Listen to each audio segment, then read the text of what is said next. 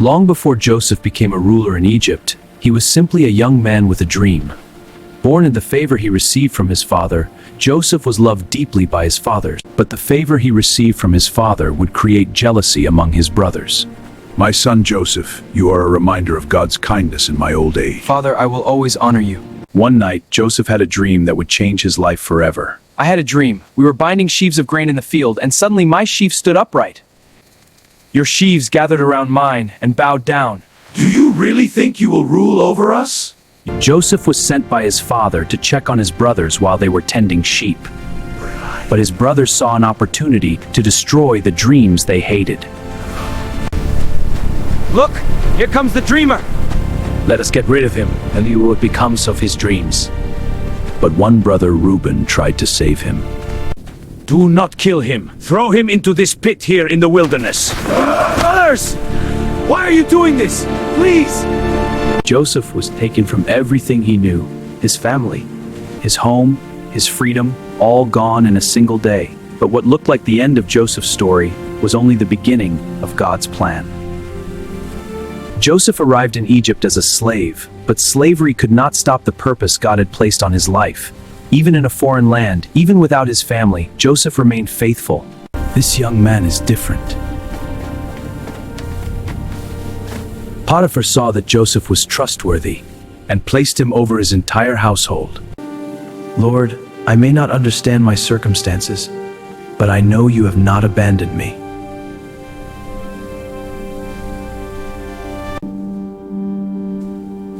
Come and be with me. I cannot. How could I do such a great evil and sin against God? Joseph chose obedience over comfort, but his refusal came with a price. Look what this Hebrew servant has done! Joseph was innocent, but he was punished for something he did not do. Joseph went from a favored son to a slave, and now to a prisoner. To many people, it looked like Joseph had been forgotten. But God was working in places Joseph could not see. There is something different about you, Joseph.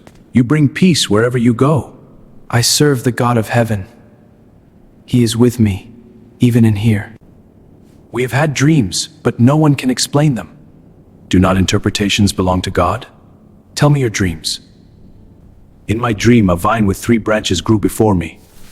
I squeezed the grapes into Pharaoh's cup. The 3 branches represent 3 days. In 3 days, Pharaoh will restore you to your position. I had a dream. In 3 days, Pharaoh will judge you. Joseph's interpretations came true exactly as he said. But after being restored, the cupbearer forgot Joseph. For 2 more years, Joseph waited. The dream seemed forgotten. The promise seemed delayed. But God was not late.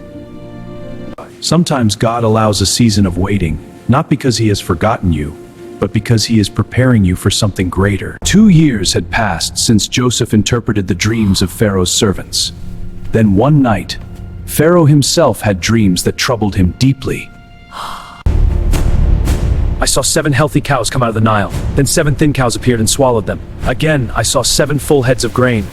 Then 7 weak heads of grain consumed them. Pharaoh called all the wise men of Egypt, but no one could explain the meaning of his dreams. Is there no one who can tell me what these dreams mean? Today I remember my mistake. When I was in prison, there was a Hebrew man who interpreted dreams for us. Everything happened exactly as he said. After years of waiting, Joseph's name was finally spoken again. The door that seemed permanently closed Was about to open. Joseph, Pharaoh has summoned you. Pharaoh wants to hear from me? Joseph was taken from the prison, cleaned, dressed, and brought before the most powerful man in Egypt. I have heard that you can interpret dreams. I cannot do it by my own power, but God will give Pharaoh the answer he desires. The 7 good cows and the 7 good heads of grain represent 7 years of great abundance. But the 7 weak cows and the 7 empty heads represent 7 years of severe famine. You shall be over my house, and all my people shall obey your commands. Only with respect to the throne will I be greater than you. During the 7 years of abundance, Joseph prepared Egypt for the years of hardship that were coming. As Joseph predicted, famine covered the land. People from many nations came to Egypt because they heard there was food.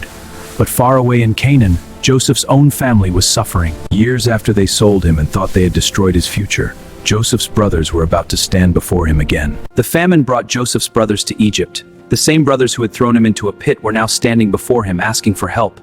But they did not know the powerful ruler before them was the brother they had betrayed. Sir, we have come from the land of Canaan to buy food. Where are you from? We are sons of one man. There were 12 brothers, but one is no longer with us. Joseph wanted to know if his brothers had changed. Were they still the same men who had abandoned him? Or had their hearts been transformed? We are being punished because of what we did to our brother years ago. We saw his suffering, but we refused to listen. Brothers carried the weight of their past, but Joseph carried the power to forgive. Everyone, leave the room.